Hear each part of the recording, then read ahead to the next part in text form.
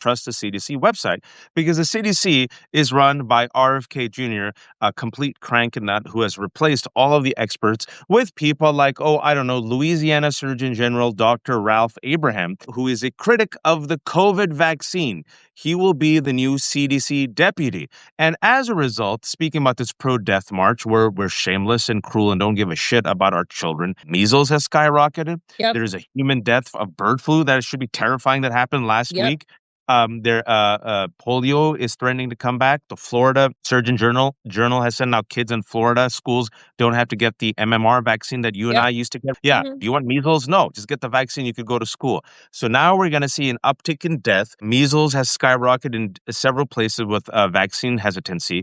And I was in the Bay Area, right? Smart, intelligent people.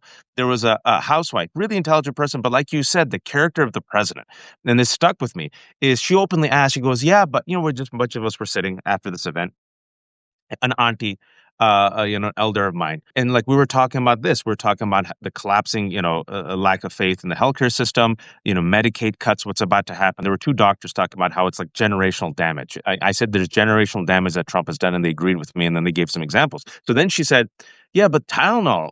What about Tylenol? Does Tylenol cause autism? And we're like, no. He goes, are you sure? Because I heard the president say it. And it reminded me again, and I said this going back full circle.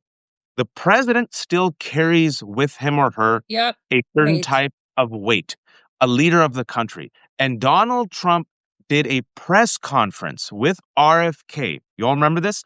And broke the lie spread the lie that Tylenol, it's a lie, somehow causes autism. It's all Yeah, and bullshit. pregnant women shouldn't take it.